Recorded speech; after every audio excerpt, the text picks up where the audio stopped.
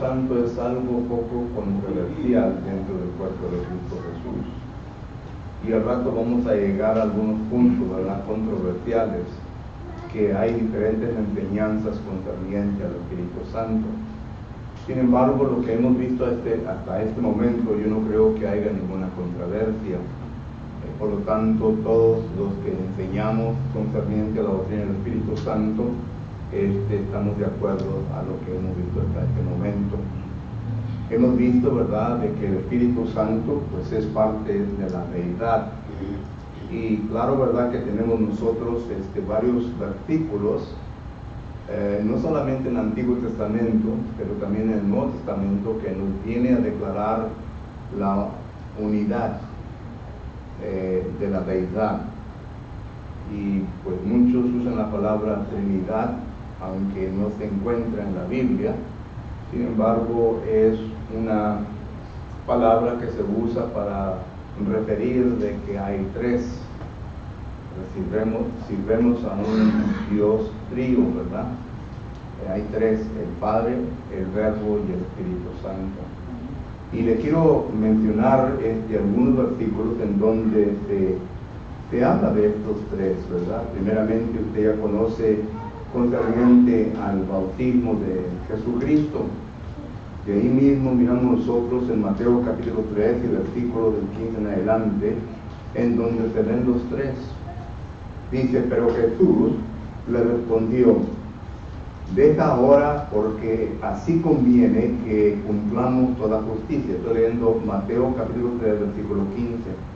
Entonces le dejó, y Jesús, después que fue bautizado, subió luego del agua. Y he aquí, los cielos fueron abiertos, y vio al Espíritu de Dios. Ya tenemos a dos personajes aquí, a Jesucristo y al Espíritu de Dios, que descendía como paloma y venía sobre él. Y hubo una voz de los cielos, y esta voz del cielo es la voz del Padre, que decía: este es mi Hijo amado, en quien tengo complacencia. Por lo que aquí miramos nosotros en donde se mencionan los tres. Cuando usted lee los últimos versículos del libro de Mateo, Mateo capítulo 28 y versículo 19, ahí mismo tenemos nosotros lo siguiente. Mateo capítulo 28, versículo 19 dice así: por tanto, ir y hacer discípulos a todas las naciones, bautizándolos en el nombre del Padre, del Hijo y del Espíritu Santo.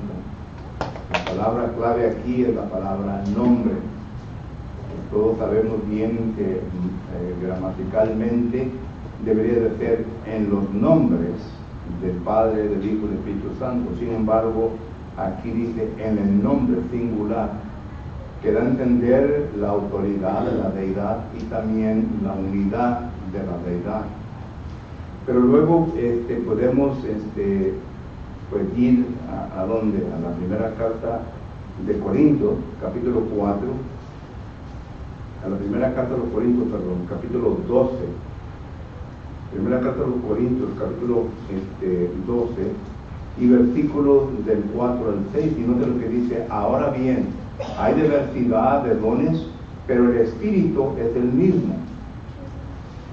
Versículo 6, y hay diversidad de operaciones, pero Dios que hace todas las cosas es el mismo.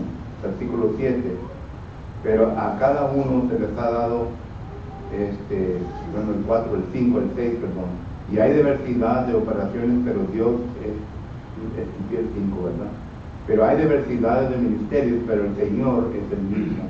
Por lo que está el Espíritu Santo, cuyo es el Señor, y claro que habla también del Padre. En la segunda carta de los Corintios, capítulo 13, versículo 14, miramos nosotros en donde nuevamente el apóstol Pablo concluye con los tres.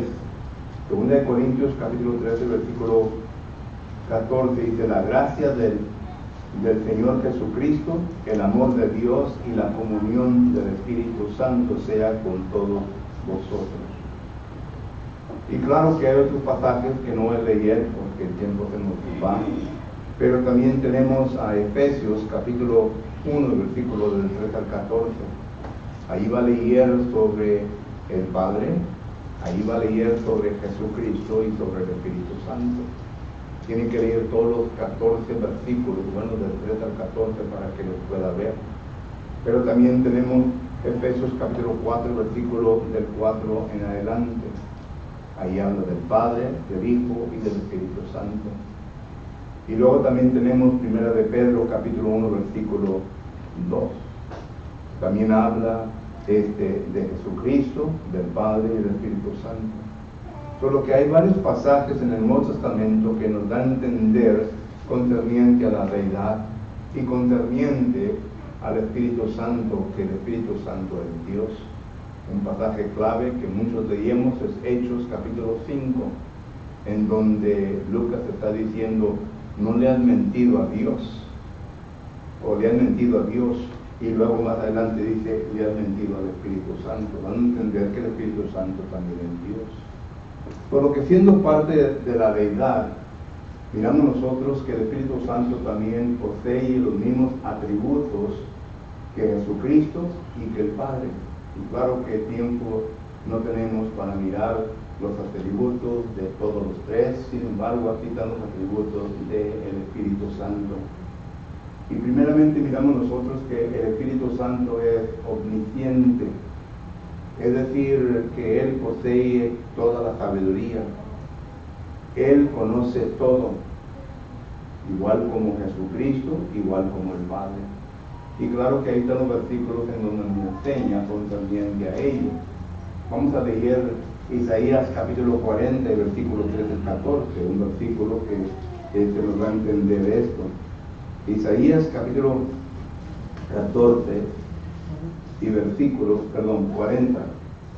Isaías 40 y versículos del 13 al 14, dice la palabra del Señor lo siguiente. Dice, empieza desde el 12, pero voy a leer el 13 y el 14, y son preguntas retóricas. ¿Quién enseñó al Espíritu de Jehová? ¿O le aconsejó enseñándole? ¿A quién pidió consejo para ser avisado?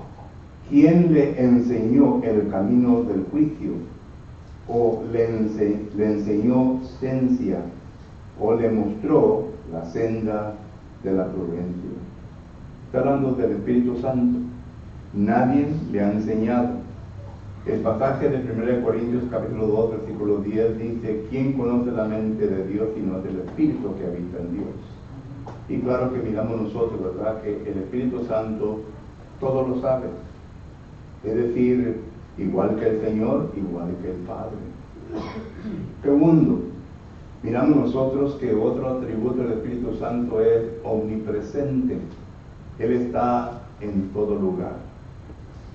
Y claro que miramos nosotros, ¿verdad?, que en Salmo 139 y versículos 7 al 10, note lo que dice la palabra del Señor. Salmo 139 y versículos del 7 al 10, dice la palabra de Dios lo siguiente. ¿A dónde me iré de tu espíritu? ¿Y a dónde huiré de tu presencia? Si subiere a los cielos, ahí estás tú. Y si en el Seol hiciere mi estrago, he aquí, ahí tú estás. Y si tomare a las alas del alba y habitare en el extremo del mar, pues también ahí va a estar el Espíritu de Dios. Solo que el Espíritu de Dios es omnipresente. Él se encuentra en todo lugar. Y quiero que miren, hermanos, que cuando estamos estudiando los atributos del Espíritu Santo, estamos viendo la deidad y noten que todos los tres van a estar, por ejemplo, todos los tres conocen bien nuestra mente, conocen bien nuestro corazón, conocen bien todo. Y todos los tres, ¿verdad?, van a estar presentes en donde quiera que estemos. No únicamente estamos hablando del Espíritu Santo, pero estamos considerando los atributos del Espíritu Santo. Es todopoderoso. En Lucas capítulo 1, versículo 35, en donde se nos narra la historia del Espíritu que vino sobre María, Note lo que dice la palabra del Señor. Lucas capítulo 1 y versículo 35. Dice la palabra de Dios de la siguiente manera. Lucas 1:35 dice así la palabra de Dios. Entonces María dijo, he aquí, 35. Respondiendo el ángel le dijo, el Espíritu Santo vendrá sobre ti, y el poder del Altísimo te cubrirá con su sombra, por lo cual también el santo ser que naciere será llamado Hijo de Dios. Noten que aquí también habla de los tres. Un texto que si acaso lo quiere añadir con los demás, ¿verdad? Pero habla de los tres. Habla del Espíritu, habla del Altísimo y habla también concerniente al Hijo de Dios.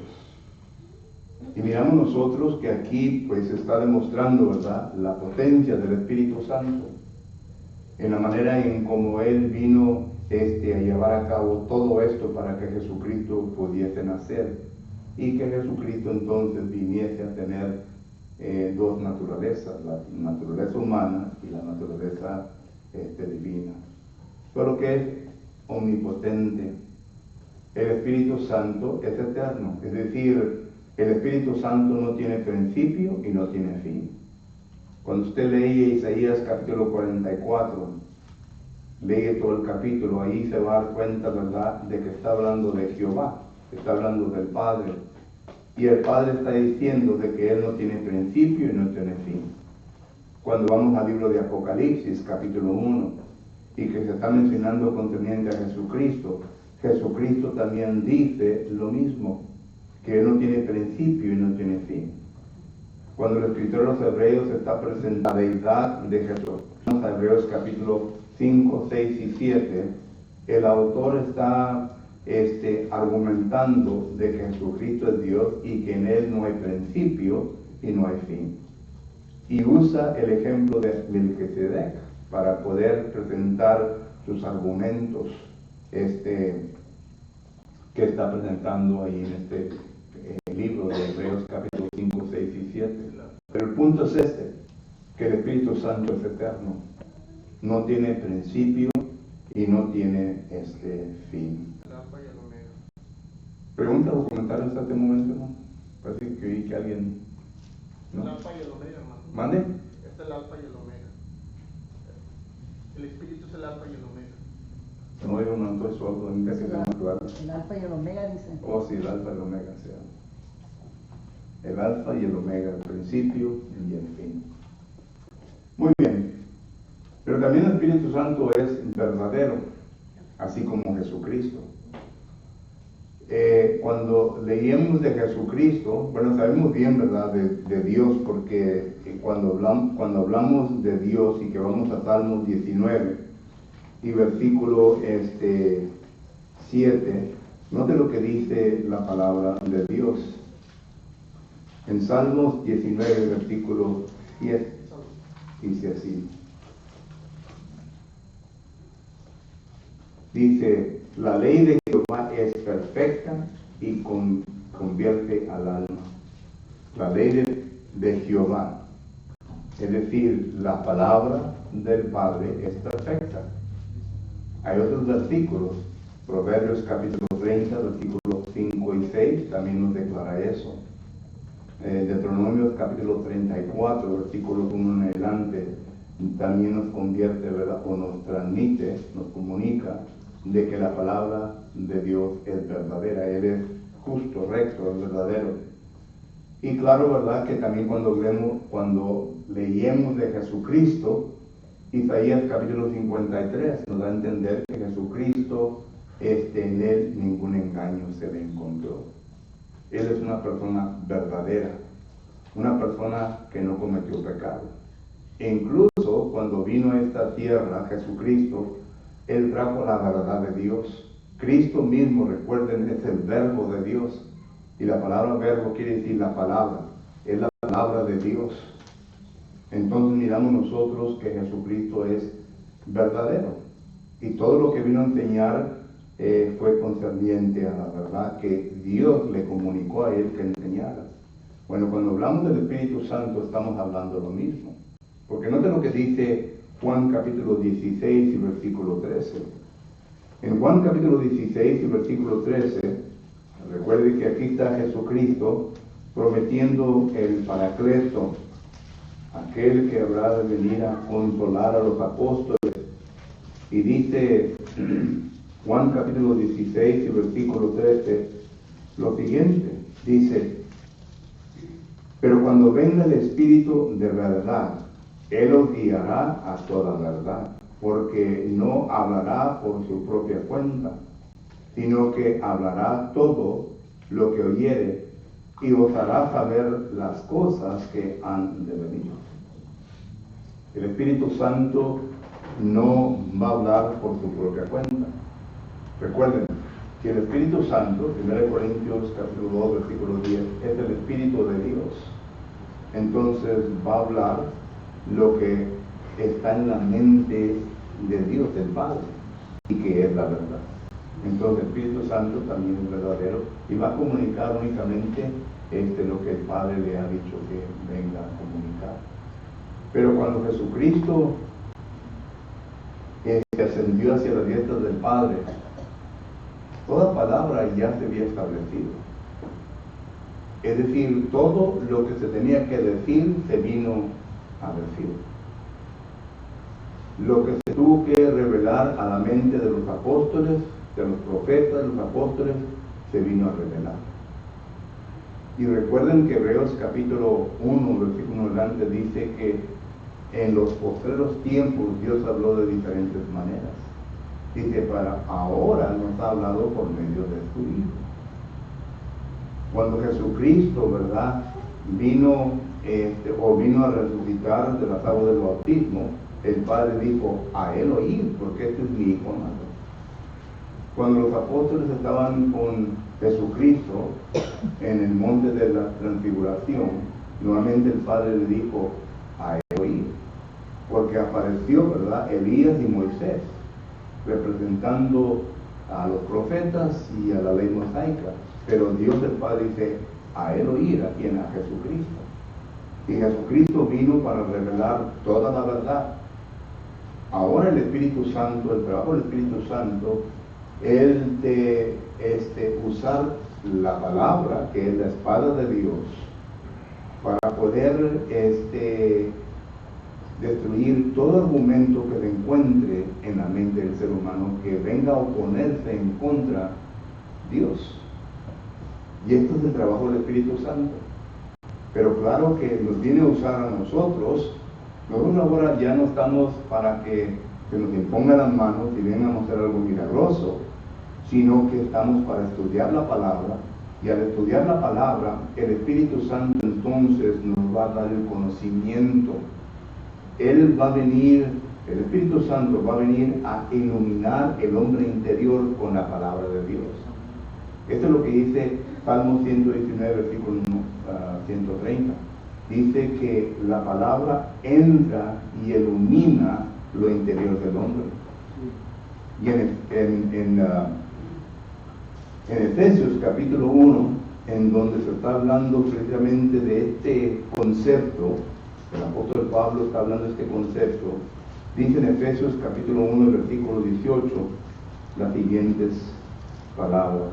Si usted lee los versículos del 15 al 23, el apóstol Pablo aquí está hablando sobre el espíritu de sabiduría y de revelación, pero ya está hablando a los miembros del cuerpo de Cristo Jesús.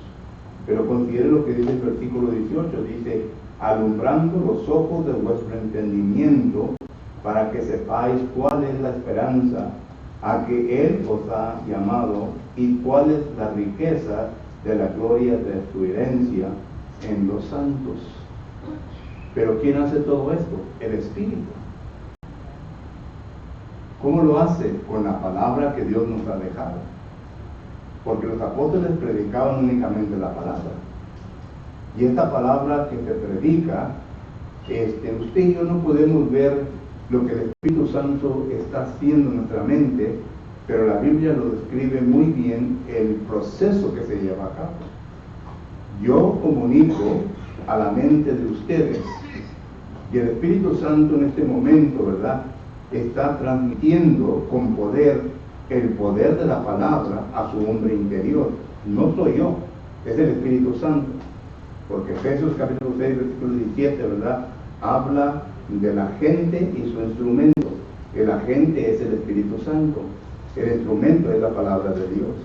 Y esta palabra que viene a entrar en ustedes, el Espíritu Santo trabaja en su hombre interior para que con claridad venga a entender el concepto que se está llevando a cabo.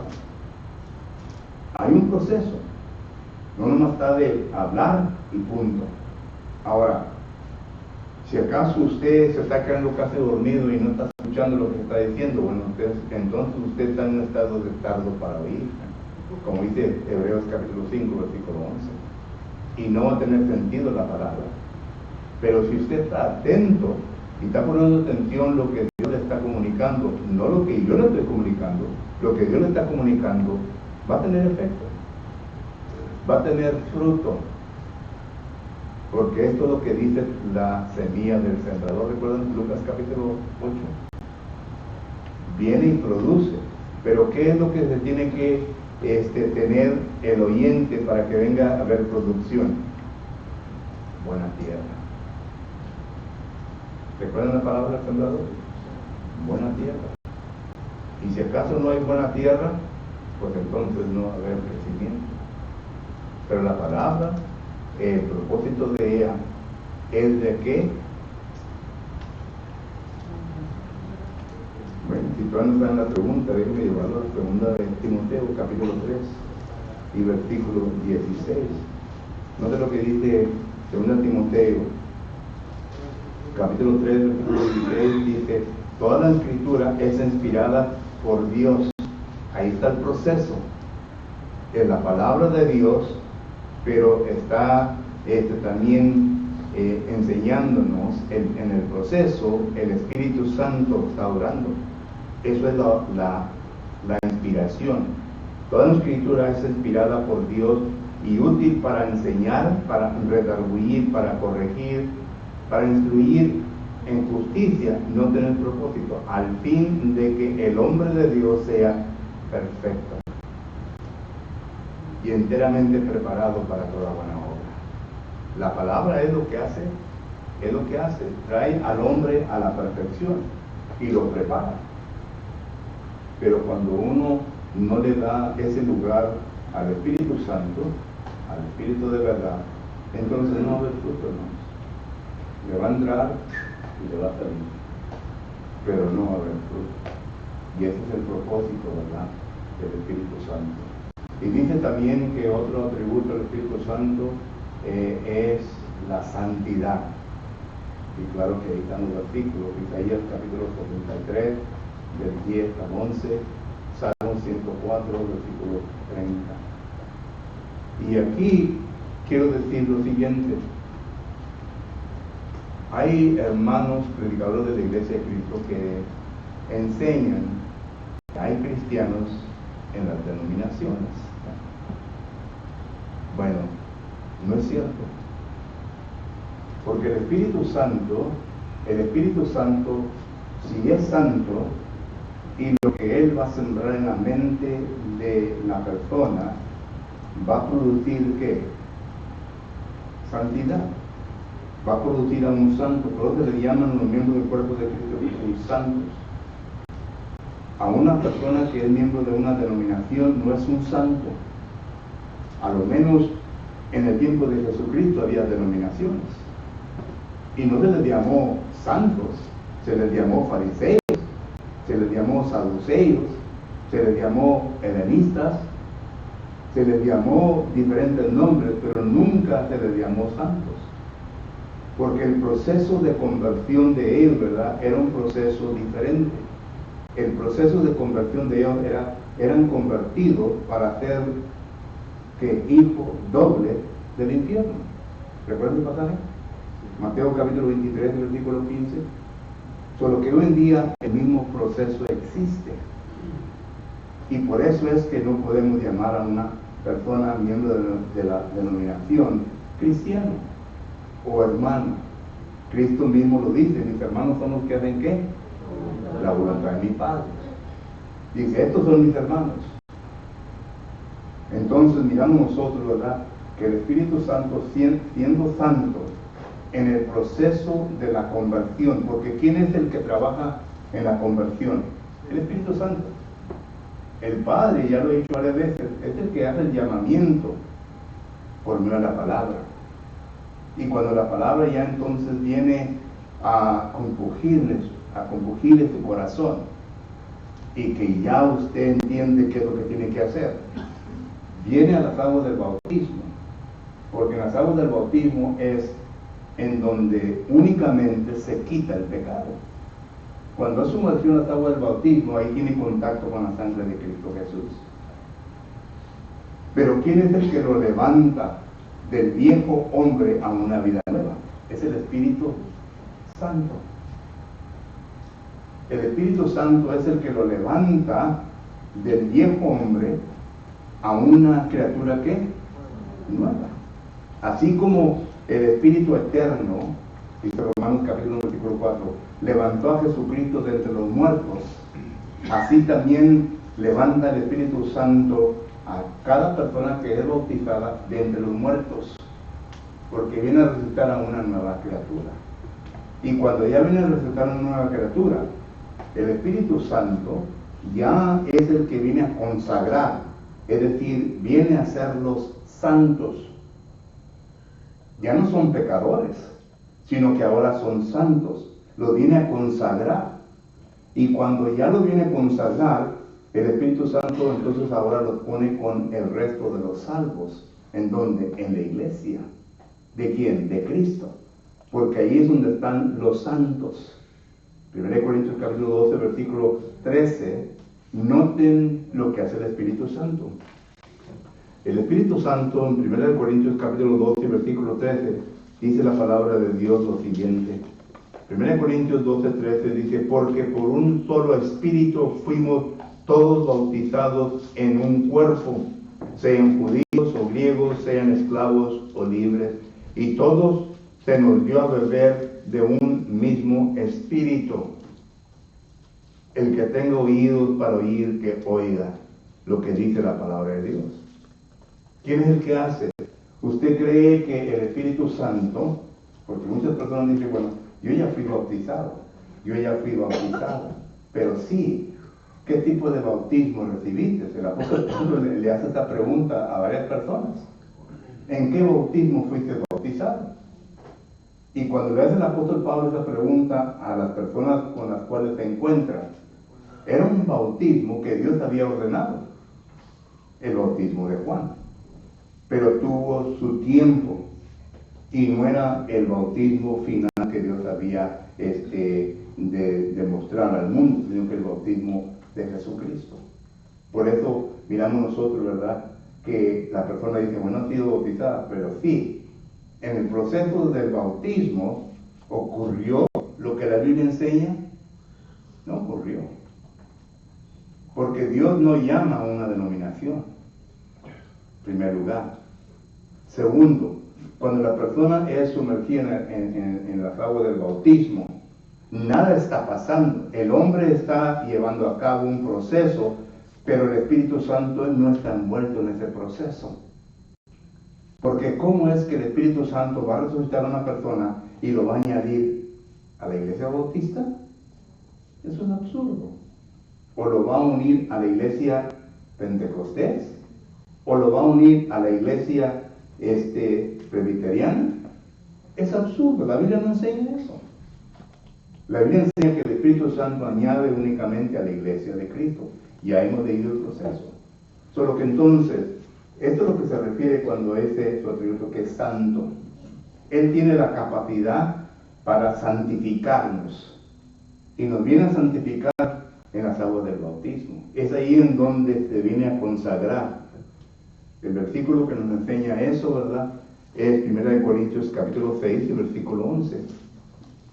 En 1 Corintios capítulo 6 y versículo 11 dice la palabra del Señor, y estos eran algunos, mas ya habéis sido lavados, hablando del bautismo, ya habéis sido santificados, ahí está la palabra consagrados, Pero ¿quién ha hecho eso? Habla del bautismo, y en el bautismo es en donde se santifica y ha sido justificado. En el bautismo es en donde se encuentra la justificación, por medio de que la sangre de Cristo Jesús. Y luego la última parte del versículo dice, y por el Espíritu de nuestro Dios. El Espíritu de Dios es el que hace todo eso. Solo que por eso cuando una persona viene, ¿verdad? Y se ha bautizado en una denominación, ese bautismo no es un bautismo legítimo. Se tiene que volver a bautizar de la manera en como la Biblia lo enseña, porque la Biblia dice que hay un solo bautismo nomás. Y no se está refiriendo al bautismo de los católicos, o no se viene a rociar con agua. No se está refiriendo al bautismo de las denominaciones en donde sí practican la sumersión, ¿verdad? Pero nada pasa. Se está refiriendo al bautismo del cual Dios nos ha mandado, en donde el Espíritu Santo santifica a la persona. Y claro que esto no quiere decir que va a permanecer un santo para siempre, como lo enseña Juan Calvino, la doctrina de nunca te puedes perder. Esa es mentira. Es decir, que ya siendo bautizado, ya no puedes caer porque ya eres hijo de Dios. Mentira. La Biblia enseña, ¿verdad?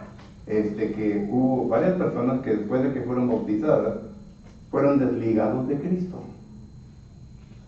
Gálatas capítulo 5, versículo 4 nos enseña de eso. Solo que tenemos que tener cuidado también con esto, pero el Espíritu Santo, uno de los atributos es la santidad, ser santo. Y claro, ¿verdad? Que es justo porque practica y enseña la verdad de Dios. Y claro, ¿verdad? Que también es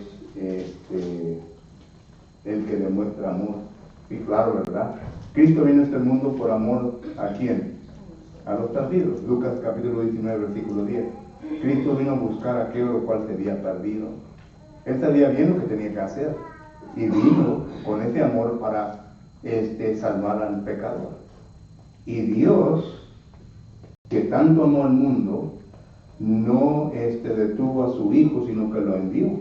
Juan capítulo 3, versículo 16. Bueno, el Espíritu Santo también nos tiene amor. Nos demuestra amor a nosotros y nos demuestra amor a nosotros, ¿verdad? Por el trabajo que hace con nosotros. Es paciente. Lo podemos entristecer. Pablo dice, no entristezcáis ¿a quién? Al Espíritu de Dios. Lo podemos entristecer. Solo que ahí tiene los atributos del Espíritu Santo. ¿Comentario o pregunta? Firma. Hermano, en Hechos 19:2, ahí se habla del apóstol Pablo, los hombres que recibió, y en Hechos 19:7 dice que eran 12 hombres. Eran 12 hombres. Dice, ¿con qué espíritu no los hizo? Ahí se está la conversión de esos hombres. Yo he tenido personas con familiares y dicen... Y esos 12 hombres, ¿verdad? Pablo les enseñó, después salieron a predicar. Sí. Pero sí, fueron en la región superior de Éfeso, uno lo encontró. Siempre digo, Hechos 19:2, ahí está, el verdadero bautismo. Así es. Y claro que era el bautismo de Juan el Bautista, que era... No, eso que dijo usted ahorita. ¿Mande? Eso que dijo ahorita usted está en Efesios, ¿verdad? 30. ¿Qué? Dice, y no contristáis al Espíritu Santo de Dios con el cual fuiste sellados. Eso es lo que habló ahorita, ¿verdad? Y también en primera a los Tesalonicenses, capítulo 5. Aquí está en Efesios 30 Sí. hasta el 31. Correcto.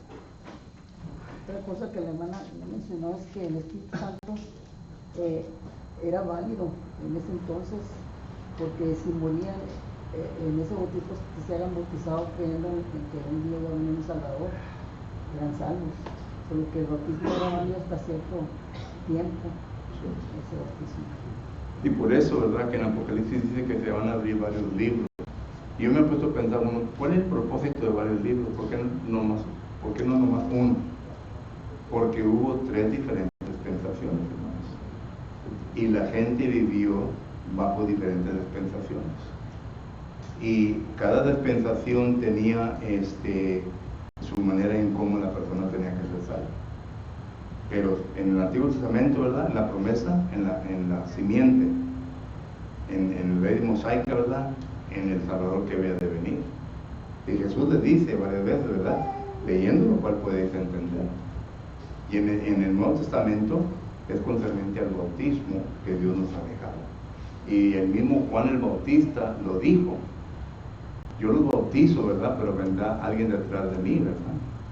Y ya en Mateo capítulo 3 nos enseña todo eso. Solo que para nosotros ahora es el bautismo correcto, el bautismo que los apóstoles enseñaron el día de Pentecostés y el bautismo que se enseña hasta ahora. Correcto. ¿Algo más? ¿Sí? Sí, algo muy importante lo que dijo usted ahorita, mencionó a Gálatas 5:4, es concerniente a lo del Antiguo Testamento. La gente no creía que Jesucristo era el Salvador, que traía la verdad. O sea, a eso se está refiriendo. Y Gálatas dice: de Cristo desligáis, lo que por la ley justificáis, desde de la gracia habéis caído. O sea, que está hablando de los que no creyeron en Cristo, o sea, se desligaron de Cristo, y pues entonces para ellos ahí es el problema. Y este versículo 4, Manuel Gálatas, si yo les preguntara ahorita, ¿usted cree que va a ir al cielo? Hay muchos de nosotros, ¿verdad?, que no contestamos porque estamos inciertos. Eso quiere decir que hay algo, pero no se arrepienten, tercos, ¿verdad? En otras palabras, piensan que la misericordia de Dios les va a cubrir, y ya Dios les ha dicho que no. Pero sí podemos saber con certeza: yo sí creo que voy al cielo el día que Dios muera. Ahora todo depende, yo sé bien en lo que Dios me diga, pero yo estoy listo para ser juzgado, y yo tengo esa seguridad, esa confianza. Pero vuelvo a repetir, si yo le preguntara, ¿usted cree que va al cielo? Levante la mano. No lo voy a decir porque no quiero poner en vergüenza. Yo sé bien que la mayor parte de ustedes no lo levantaría, y eso les debe de indicar que hay algo en usted que no tiene la confianza de decir que sí. Entonces, what's the problem? ¿Cómo dice el americano? ¿Cuál es el problema? Bueno, no. Digo, Mateo 14:12 dice que el camino es angosto a la salvación, pero hay ancho a la salvación, las otras de denominación. Así es. ¿Alguien más? Tratamos de ¿Mande? Tratamos de ir al cielo, tratamos de... No hay que tratar, brother. Sabemos sí o no. No hay un justo ni siquiera uno. A ver, contradígame eso. ¿Qué pasa, hermano? ¿Estás jugando qué? El apóstol Pablo dijo con seguridad: he acabado la carrera, ¿verdad? He guardado la fe. Él dijo con seguridad, brother. Y yo estoy seguro que los cristianos del primer siglo, ¿verdad?, los que hicieron la voluntad del Señor, ya tenían la confianza también. Pero cuando no estamos seguros, bueno, es lo que deben tener. ¿Alguien más? Sí, hermano Alvin. Dice primera Juan capítulo 5, versículo 12, hermano: el que tiene al Hijo, tiene la vida. El que no tiene al Hijo de Dios, no tiene la vida. Así es sencillo. El que tiene a Dios, como cristianos, Cristo vive en nosotros, tenemos la vida eterna. Así es. Dios te da la salvación para nosotros. Así es. Así es sencillo. Así es. Hermano, Sí, hermano. hace un momento se dijo de las denominaciones en el bautismo. El Espíritu Santo no acepta esos bautismos, Según la Biblia no. ¿verdad? Entonces, ¿qué pasa con ustedes, por ejemplo, qué pasa con los testigos de Jehová? Ellos no creen ni en el Espíritu Santo y se bautizan. Pues ellos no creen ni en Jesucristo, que es Dios, ni el Espíritu Santo, ¿verdad? La enseñanza que ellos tienen es una enseñanza corrupta concerniente al Espíritu Santo. Ellos únicamente creen en Jehová el Padre, es todo. Ustedes tienen que orar a Jehová el Padre. Ustedes tienen que ir todo al Padre, ¿verdad? Excluyen a Jesucristo y al Espíritu con su manera de enseñar. Porque ellos no enseñan eso. Pero sí, si acaso el Espíritu Santo aceptaría el bautismo, aceptaría el bautismo de Juan el Bautista, hermano, pero no los aceptó. No los aceptó porque Pablo les viene a decir en qué bautismo fuiste bautizado. Eso quiere decir, ¿verdad?, que el bautismo de ellos en ese momento, ya que era una nueva era, la dispensación cristiana, no era aceptable. No era aceptable. Y Pablo les dice, tienen que hacerlo correctamente para que sea aceptado delante de Dios. Y el bautismo de Juan fue mandado por Dios, pero tuvo una temporada nomás. Solo que esa enseñanza claramente nos da a entender que no hay cristianos en las denominaciones. No puede haber, porque estamos contradiciendo lo que la Biblia nos enseña. Pero hay predicadores que se aferran en decir que sí. Y Max Lucero es uno de ellos. Lo digo con toda confianza, porque he hablado con él personalmente. Lo dice que sí hay cristianos. Grupo Shelby dice que hay cristianos en todas las denominaciones. Ese es otro hermano, predicador de la Iglesia de Cristo, que mucha gente lo admira. Y hay otros. El hermano hispano que predica allí en San Antonio, ¿verdad?, con Max Lucero, David Padilla, ¿no?, también cree eso. Y he hablado con ambos y les digo, hermano, esa enseñanza está bien mala. Pero es que, por eso digo que hay predicadores en el cuerpo de Cristo Jesús que piensan y creen que hay cristianos. Y eso nos ha causado mucho daño porque nos viene a quitar el entusiasmo, el deseo, el coraje de salir a evangelizar a personas. Oye, si hay cristianos en las denominaciones, entonces ¿qué andamos nosotros evangelizando a esta gente? Porque los cristianos van a ir al cielo.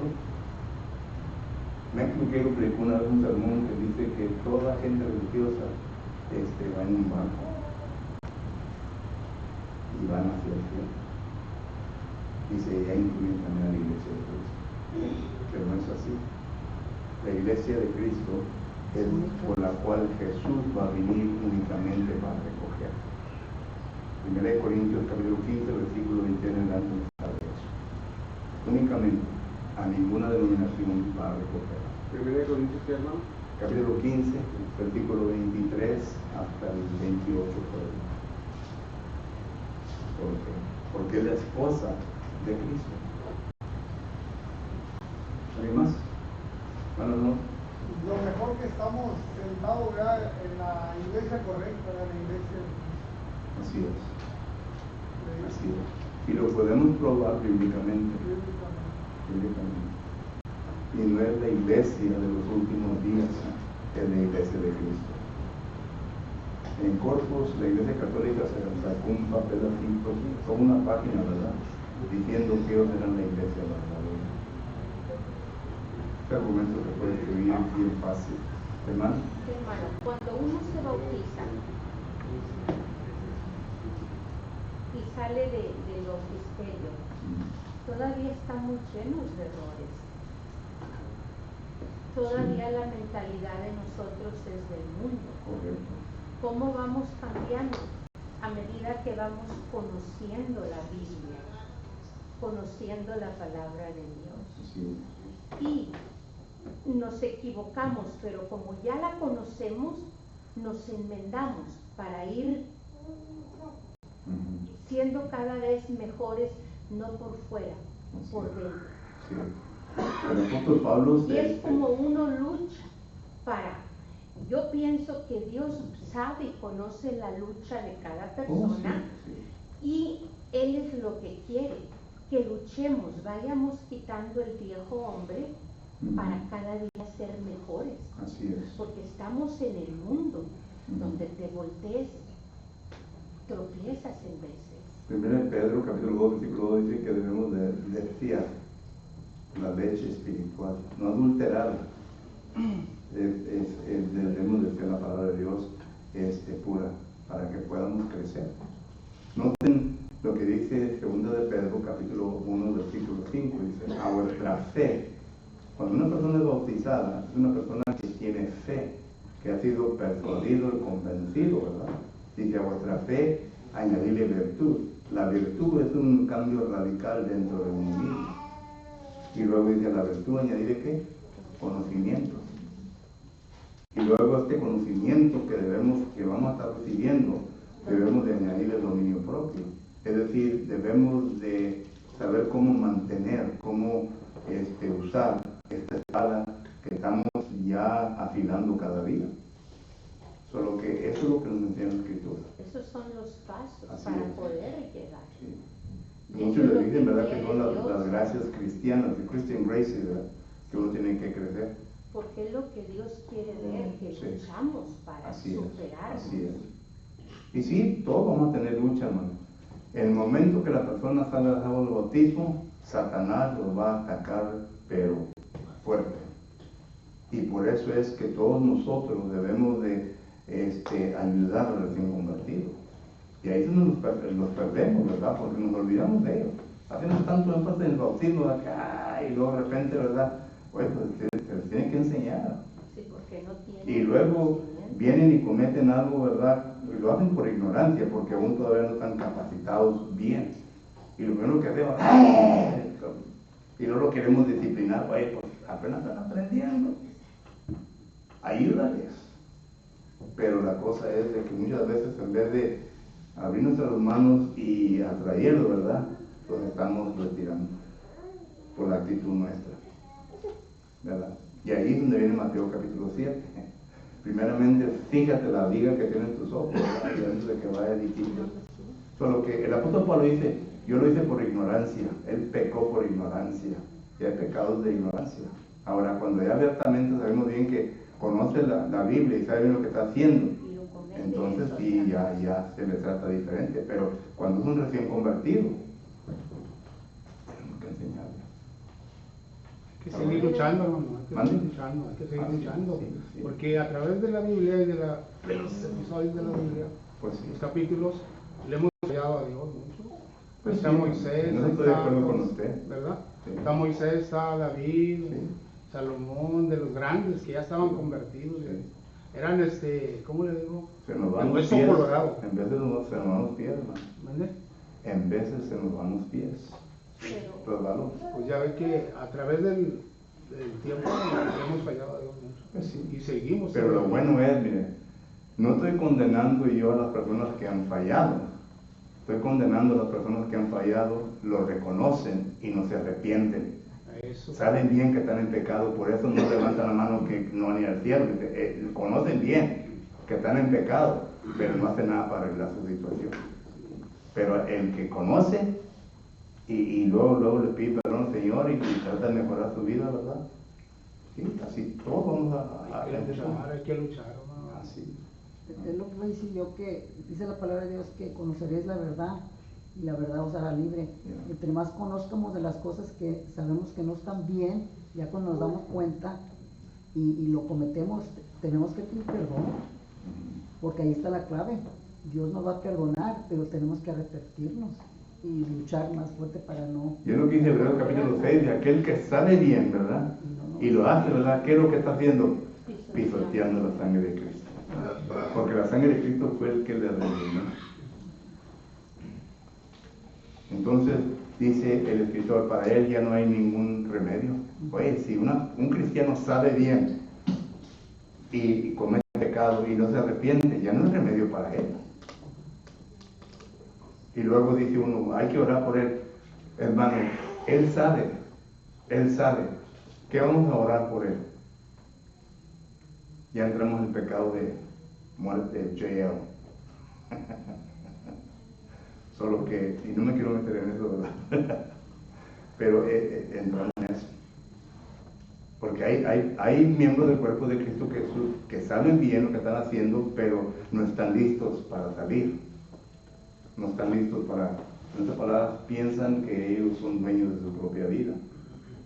Y que al momento que ellos quieran, ¿verdad?, pueden salir, pero están equivocados porque ya son esclavos del pecado mismo, que los ha atado. En eso se encuentra el alcohólico, en eso se encuentra el que anda en drogas, ¿verdad? Un poquito, ¿verdad? Y un ratito está bien, luego de repente otra vez. Vidas difíciles. Perdóname, Dios. ¿Vale? Perdóname, Dios. Pues sí. momentos, ¿verdad? Vas a llevarlos con ellos, vas a llevarlos con un borracho que ¿qué lo hace? Lo hace llorar. Ahí va a estar llorando, ¿verdad? Pero el siguiente día va a volver a lo mismo. Bueno, el tiempo ya se me pasó. Pero gracias por sus comentarios, sus preguntas, y continuaremos con el estudio de la obra. Ya estamos llegando a puntos controversiales, ¿verdad? Pero háganlo poco a poco. Dios les bendiga. Hoy en esta